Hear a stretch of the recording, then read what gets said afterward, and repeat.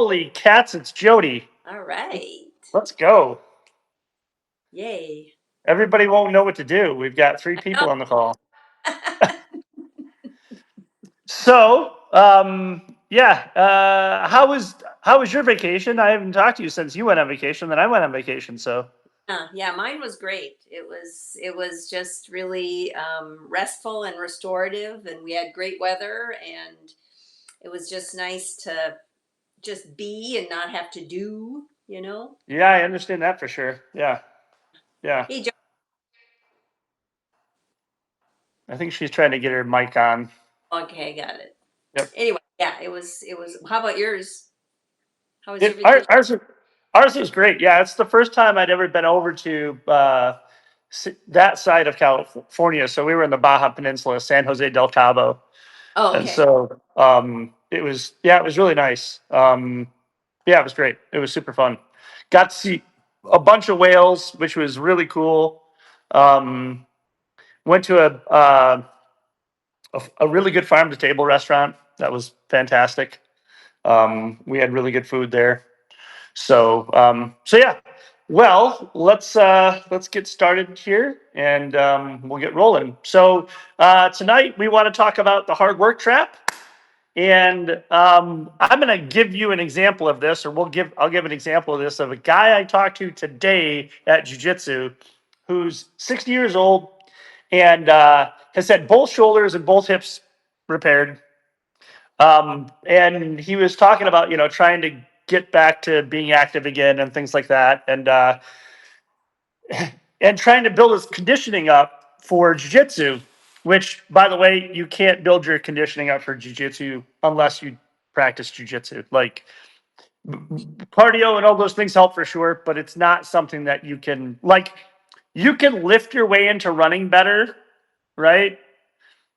you I'm not saying that lifting doesn't help you in jiu-jitsu. I'm not saying that um having better cardio doesn't help you in jiu-jitsu, but it's not like I don't see the direct results and the direct benefits from like lifting or doing conditioning that I see in other sports and other activities. So his solution was doing Tabata. Oh, really? Bro, you are 60 years old and you are doing Muay Thai and Jiu-Jitsu. When are you going to recover, my man? Right? No, Hmm. I'm not saying that a wise use of Tabata wouldn't work, but I wouldn't do it more than once a week, maybe once every couple weeks, because you're already doing some really super, aerobic slash anaerobic activities like, Muay Thai and Jiu Jitsu. And so it's really funny though, because when you and I have talked about this a bunch, it's all so often where people think that they have to do really intense things to do intense things. Hmm. And I mean, as well as I do, recovery is the actual thing that we're after, Hmm. right? We're looking to build our work capacity up. And we're looking to build our ability it up so we can handle the demand that we're placing upon our body. And if you can't recover, then it doesn't matter how good your workouts are. You're gonna spin your tires. And I mean, you can talk a little bit about this as well, like you know, because you've probably seen it with clients, but it was definitely something that we've had an ongoing conversation about. In that sometimes doing more is not better, Right. Yeah, absolutely. right?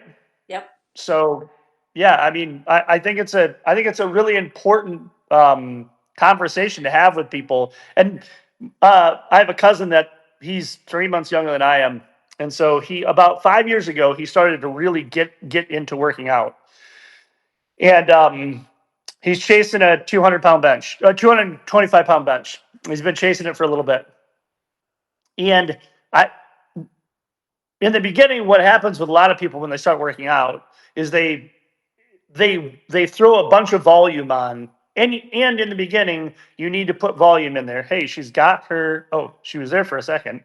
She's So there. you there, yeah. Hi, Hi. Hello, Jody. sorry. So no, yeah, no problem, no problem. So and Jody can talk about this because so we were just talking about you when you popped out and then came back in.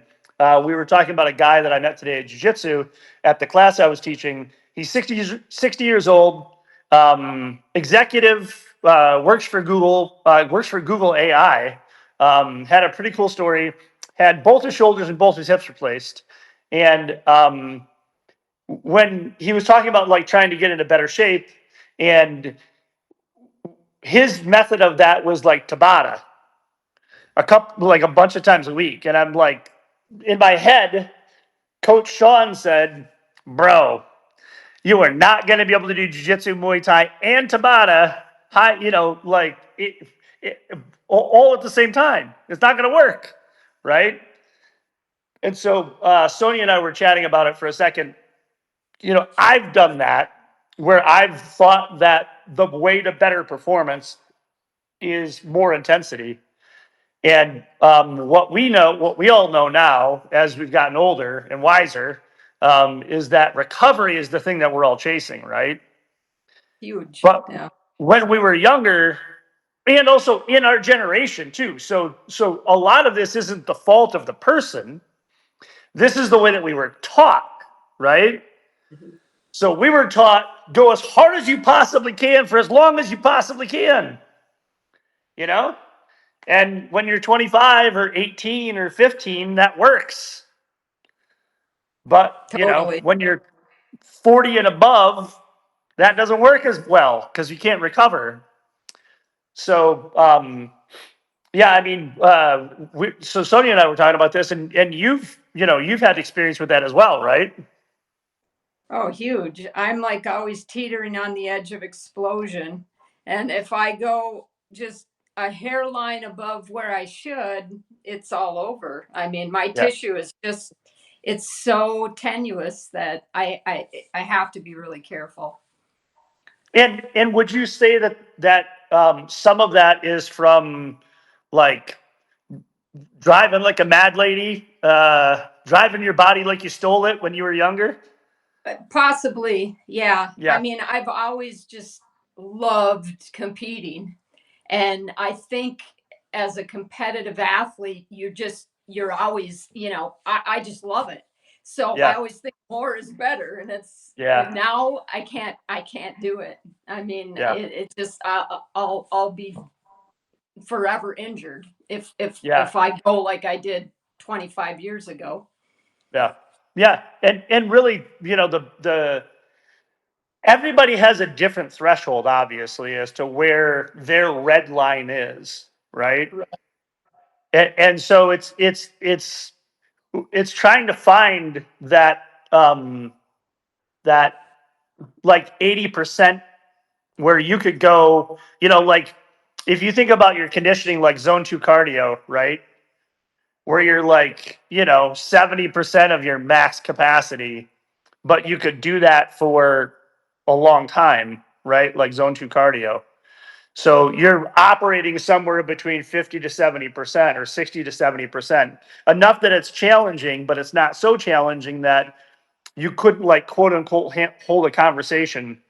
And that's not necessarily a perfect analogy, but what we want to think of is like, we want to think about that idea where we're pushing our body so that we get the necessary changes that we want, whether it be cardiovascularly, whether it be muscle mass, whether it be tendon change or ligament change, um, or mobility, flexibility, mobility change. We need to push it far enough to where we get to that, but not so far that we're constantly recovering.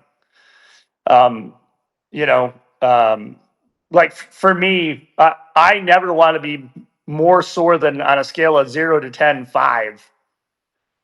Because if I do that and then I go train jujitsu, jujitsu is not fun. You know, when you're 6 or 7 sore and someone's sticking an elbow into the side of your pec or into the side of your shoulder, your bicep or your thigh, you know, or you got pressure on there, like, dude, just get off my leg, you know, because I'm sore. Like, that's not fun. But then, you know, now I have to recover twice. I have to recover from that intense session, and then I have to recover from jujitsu as well. And I think for a lot of people, um, you know, no one is. I don't work with very many powerlifters, right? So where their lifting is actually their sport, right? Most of the people that I work with are people that are that their strength training and their mobility training is an accessory and a performance enhancer to their activity, right?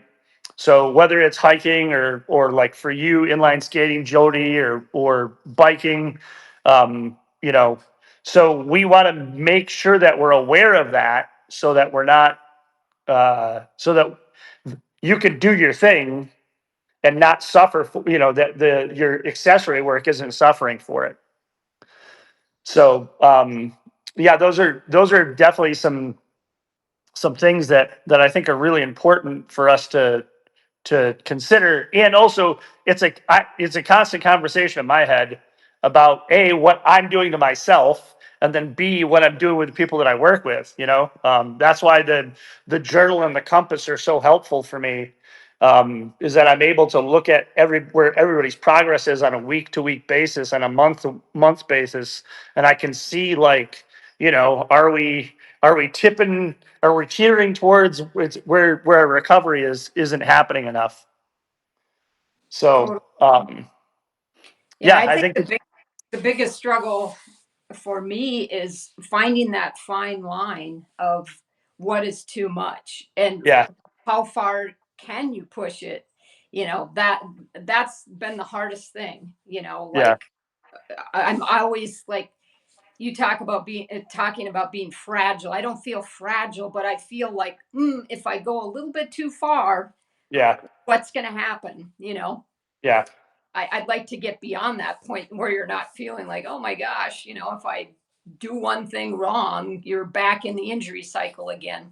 And that's what the struggle has been for me for the last, 3-4 years. So Yeah, yeah, that's definitely, and some of that is like the way that you learn that is you got to let off the gas, you know, and then start to slowly ramp up again.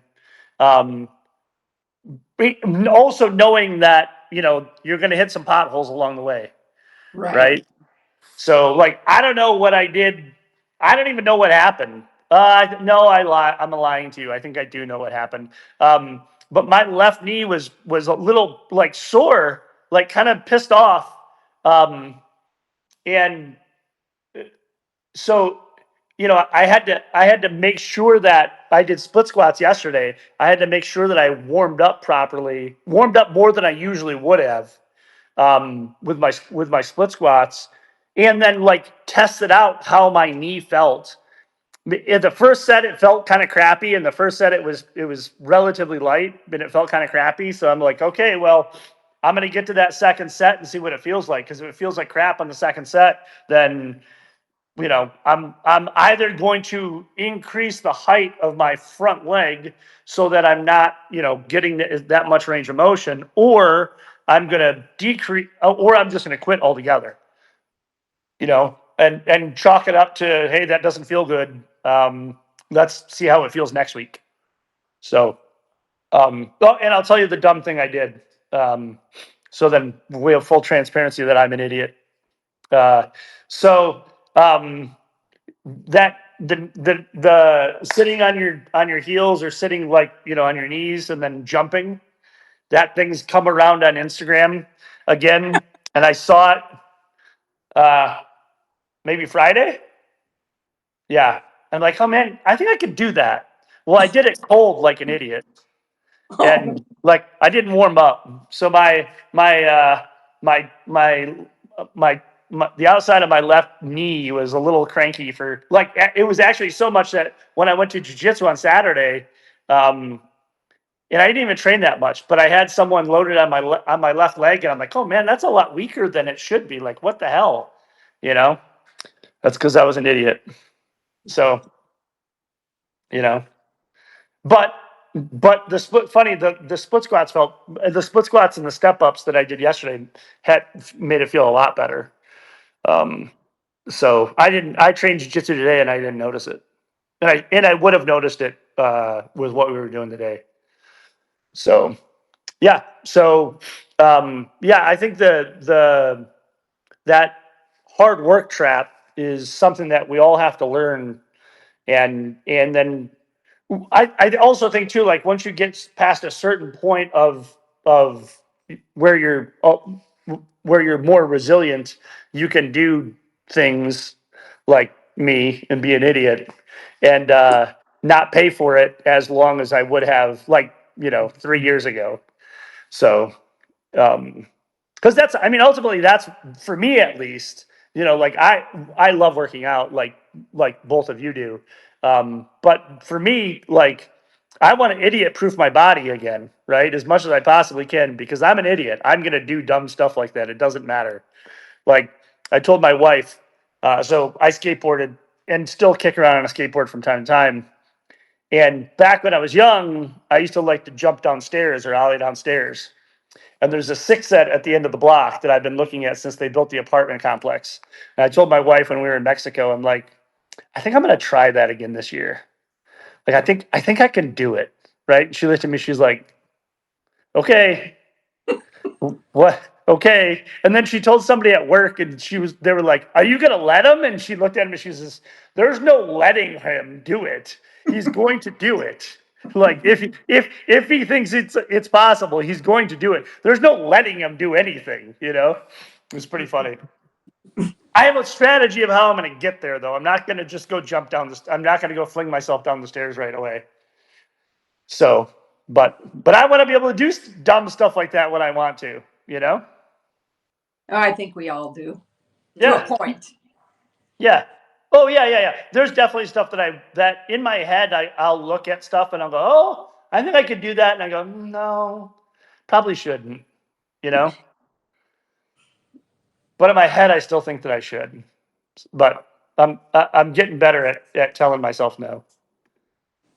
So, but yeah, I mean, you can't, you also, to back to that hard work trap. And that's why I also say, like, when I'm looking at working with people in the collective, it's a year commitment because we need to get you out. We need to get you out of the problem, so then we can take that next 6 months and start to actually build and make you more resilient. And that's why I look at it and think, like, ultimately, I think that my customer journey, or my the journey of a collective member, um, is over the course of 3 to 5 years. I'd love to work with people for longer than that too, but like, I think that's because once we get you, and the problem is, as we've gotten older and all those injuries have racked up and we've limited ourselves from the ranges of motion that we would have normally been in, we've got to rebuild that. We've got to remodel that tissue. We've got to make the joint stable again. Then we got to get the requisite strength to handle the demand of, whatever that we want to put upon it, whatever we want to put upon our bodies. And unfortunately, that doesn't take, you know, a 12-week, exercise block. It takes longer than that because we have to overcome a lot more of the stuff that we were, from the miles in the body. Totally. Yeah. Yeah. So yeah. So Sonia, let's chat real quick about the step up video. Was it helpful? It was, yes. Yeah. It was helpful. Yes, yes. And I think that it's really hard. I don't have good hip extension to begin with. So that's why it's so hard. Yeah. I'm going to send you a video of me doing Poliquin step ups yesterday on a 6-inch box. Okay. Just so you can look at it. I'll do it again. I'll do another one tomorrow so I can do it from the side so you can see that the knee extension and, getting into that terminal knee extension plus the hip extension. Just so you can have a visual of it. And then also you can see that like, I'm not a liar. Like that actually, I'm actually doing what I told you that you should be doing. And that took me a while, by the way, to be able to do that. Because when I first started out, and I think I mentioned this in the video that I sent you. When I first started out, I had a lot of hip flexion in my step up, flat ground, just like you did. And so that's how. As soon as I saw it, I'm like, oh yeah, I recognize that because I've done that myself. Okay, yeah, Yeah. yeah, yeah, that was helpful. So, And also too, from time to time, I think it's really valuable to video yourself and look at it. yeah, yeah, I can, Especially for both of you, you guys both have pretty good like eyes for movement because you've done a lot of stuff. And so you can, there's things that we think that we're doing and we might not be doing them. And then oftentimes you'll surprise yourself, oh no, yeah, I'm good on that. So I found that um really helpful too. Video, and I have mirrors in my yep, workout area, and yep, that's really helpful as well. But that yep, step up is the most humbling exercise of all of them yep, that I do. I'm yep, right. still on a 2 inch block, and it is so humbling. My hips just still do the dip, and I, Yeah, I haven't moved from that 2 inch because I'm not owning 2 inches at yeah, all, not yeah, even close. yeah. So Yeah, Jody, I think you and I talked about that in one of the calls in the collective. Just now, I'm starting to be able to get to the point where I stay it. Like when I do the step up, as I'm dropping down, and as I'm fatiguing more, my glute med doesn't fatigue so much that I don't either let my hip like kind of shoot out, like shift uh-huh. almost, yep, or I don't let it drop. yeah, So it takes a while with that glute med. It's so hard and so it's, humbling and yeah, such a money exercise. I mean, Yeah, it's incredibly great. yeah, So yeah, yeah, yeah, yep, yep. And then my hips like to twist, yep, yep. so especially the one side. yeah. Yeah, Mine do a little twist as well. Yeah, Yeah, it's really it's hard to master for you sure. could you could also start to look at it as well, and like Sonia, we were talking about using the pole. uh-huh, You could start to use the pole and also find out where you're starting to get a little bit of that hip twist. So uh-huh, let's pretend that it's like right here that you're getting that hip twist. Just isolate that area and have a slight pause and see if you can gain some motor control over it, and then come back in and out of it. okay, okay, So, one of the principles that we use a lot of is that progression and regression. But then, like, the pole is a regression, but then you could even thin slice that regression even more so that you can identify some of those places where you're struggling, and just focus on that little area for a little bit. Because okay, usually it doesn't take a long time. You shouldn't be there for like 56 weeks doing that. That should be like, in theory, maybe a couple weeks, maybe a week. Who knows? Because sometimes it's just enough for your brain to go, oh yeah, that's what I should be doing. Why was I not doing that before? You okay, know. So sure, sure. yeah. Yeah, those are like like in the ring dip video that I put today, right? Um I got to work up to doing 20 of them.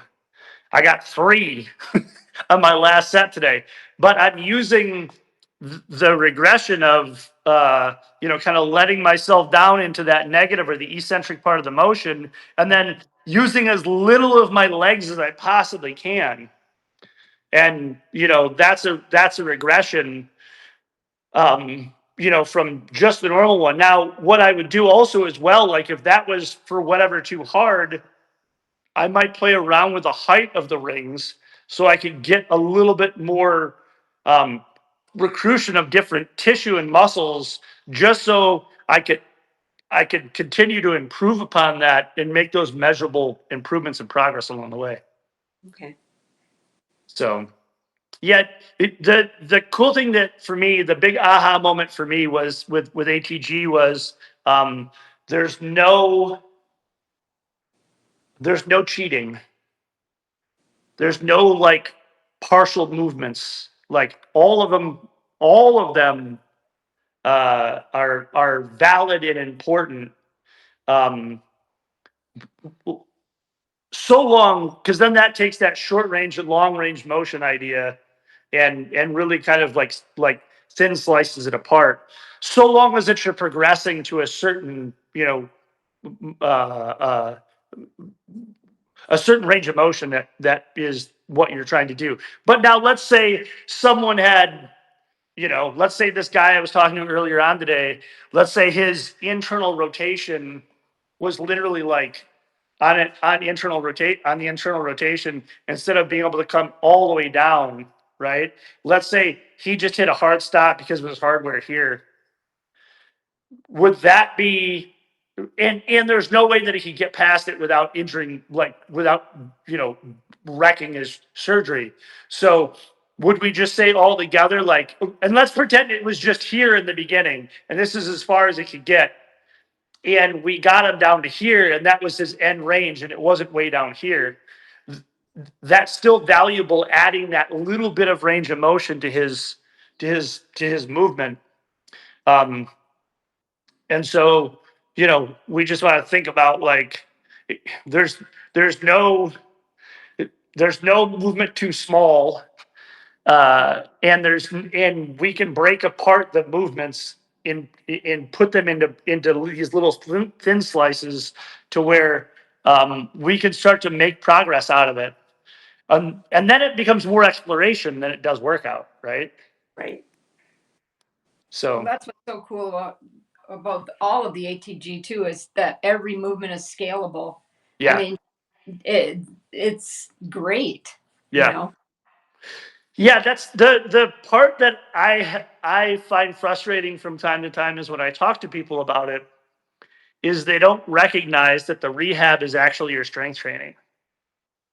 So in the beginning, when you're on flat ground, with let's say with a step up and you got two poles, and let's pretend that, I don't know, you had a stroke, and you were incapacitated for 3 months or whatever, and your legs atrophied like crazy. Well, the goal then would be hopefully to get you back to be able to do, I don't know, 4 flat ground step ups. Now, you're going to get stronger through that, but then it's scalable to whatever degree that you want it to be scalable at. And in that progression, in that scaling, that's when you start to get really strong, right? So the movement for me is the assessment, or it is the movement screen, it is the rehab, and it is the performance enhancement or performance improvement. They're all together, and that's I think that's a hard thing for people to wrap their brains around. Um, is that all of those things are there in those movements, you know? Sure. Yep. So yeah, and it's funny because, well, like if you look at like Ben's story, like I saw him, he posted something on Instagram yesterday, I think it was. He dunked a basketball, went down in a full squat, butt to heels, paused there for a second, and then jumped up and reverse dunked it again. I saw that video. It's like, wow. Like, that is so dumb. I can't believe you could do that, right? But because I followed his journey for the last five years, and I'm in the coaching group and I interact with him, I know that all he's doing is ATG. It's all of those movements. Now, for him to get out of pain and get off the painkillers and all that stuff, in the beginning, it was the dead mill, or it was the backwards treadmill, or the sled drag. And that was the rehab for him. But then, as he went along and as he got stronger and as he could increase the load, as he could increase the demand, then that increased demand was the thing that helped him to increase his ability, right? So yeah, that's the cool part about all of this stuff, and for me, it's why I've chosen like to really kind of follow a lot of his stuff, and then something I hoping to get into later on in the year, because I'm king of doing stuff because I shouldn't be able to do it. There's a guy on Instagram. His name is the Instagram handle is Range of Strength, and he has. I know some of the people that have went through his flexibility mobility program. So I want to get front to back splits in my 50s. Like that's a goal. And but it follows a very similar logical progression that Ben follows in ATG. And so it's progressively loading movement. And those ideas or those exploring the potential of the human body like that is utterly fascinating to me. And then to be able to do stuff that people say you shouldn't be able to do. That's that's high on my list of why I do a lot of things that I do. So What are your yeah. thoughts though when you get to a certain age, if you have like let's say tendinosis where the tissue is damaged to a point beyond maybe repair, can it be 100% repaired? That's the question I have. Like how far can a person get like in their 50s, let's say, to 100% improved? I mean, like Ben, he started, he Yeah. was broken in his 20s. Yep, He's a young 100%. guy still, Yeah. Yeah. but Well, I think that there's a lot more potential that we have. It just takes a slower course, sure. right?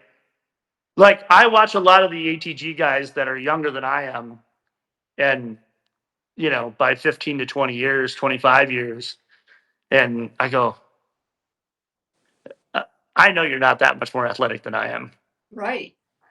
but you could do things that I can't do with my body. That I have to go, hey, dummy, you're 50, right? Like so, what I've done with my body is pretty incredible over the last 4.5 years. But it took me a lot longer than it probably would have taken me in my 20s, for sure. Sure. So I think that first of all, we don't know what's possible because oftentimes what happens is people give up on things because they've went through a period of rehab and they didn't get their full capacity back, but they're also bound by the limitations of that rehab script. And so, maybe let's say what would have taken someone 6 months to do in their 20s or 30s might take us a year and a half to 2 years to do in our 50s or 60s. But that doesn't mean that so long as we have the patience for it and we have the willingness to explore, um, that that that doesn't mean that we shouldn't explore that. You know what I mean? Sure. So yeah. So I mean, and then also too, here's the other end of that. To be completely fair as well, if someone got to a point where they were like, hey, and we had conversations and the whole thing, and I don't know, maybe we consulted other people as well. I mean, we turned every stone over, and it was just like, hey, look, this is as far as we can get.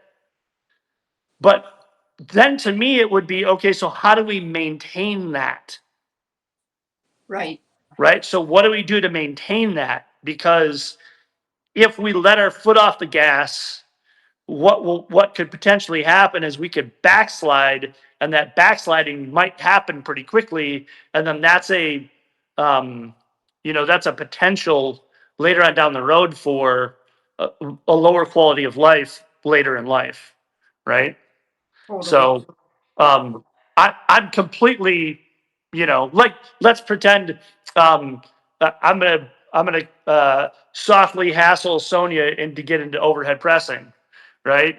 So, but let's say we get to a point where she tries it and we give it the whirl for, I don't know, whatever time period that we feel like is necessary, and she can't get past a certain load because of joint ability, pain, whatever it is. I don't know what it would be, but whatever it is.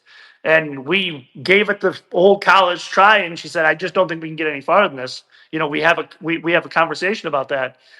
Then I'm completely fine respecting that and saying like, "Hey, well, you've gotten this much farther, so you know, by us getting that much farther, what are the potentials that have for at least maintaining the current standard quality of life that you have, and then we just need to make sure that we're maintaining that to whatever degree that we can."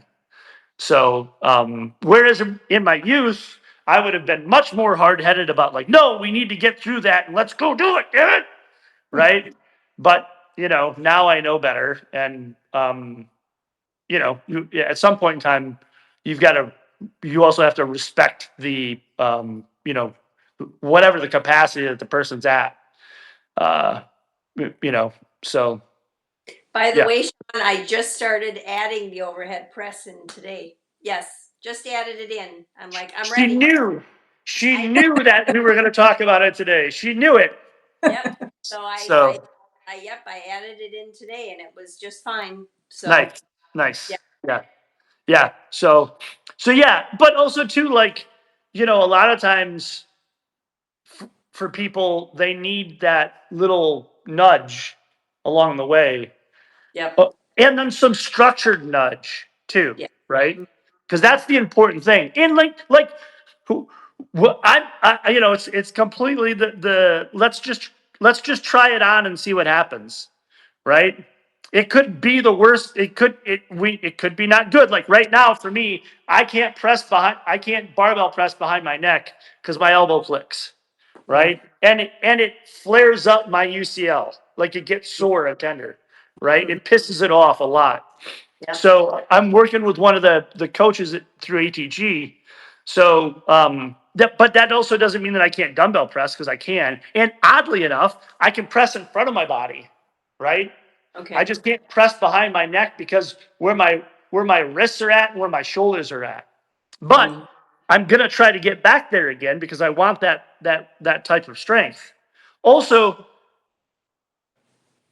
I'm 60% happy with the fact to say that, that might not happen. Right? I'm not 100% happy. I'm 60% happy. So that means that I'm gonna leave no stone unturned to try and get there. So, but I mean, we're gonna run into limitations that we just can't do. Eventually, at some point in time, but then the amazing part of Instagram is you see all these people in their 90s and like dudes box jumping at 90. Yeah, Well, it's incredible. Some people, it's like, wow. yeah, and some of those people started in their late 80s. Well, and it makes you wonder too, if those people did, if they can do it because they didn't beat themselves up like we have. Yeah, I mean that's 40 definitely years. a possibility, but you have to think about how atrophied that tissue is going to be, right? Right. Like yeah, they might not be as broken down, but they don't have the motor skills, right? So they would I can't imagine the stress on their central nervous system to trying to learn to do something like that. Oh yeah. If they've never actually done something like that before, right? At 80 something, right? Right. So yeah. So I'm all about exploring the potential and the capacity until it just seems like, I don't know, it may not work. And then how do we work around it? So okay, ladies, you have let me blabber on for 10 minutes longer than we're supposed to. So I appreciate you both on this call. It's much funner with people on the call than it is by myself. So yeah. Totally. Yep. So, all right, cool. Well, Sonia, I will send you I'll shoot that video for you. and I'll send it over to you tomorrow. I promise it'll be quicker than it was last time. Okay. And then, Jody, I will see you Friday. All right, sounds cool. All right. Thanks, ladies. Sonia. Right. Yep. Bye. Thanks, ladies. Talk Bye. soon. Bye.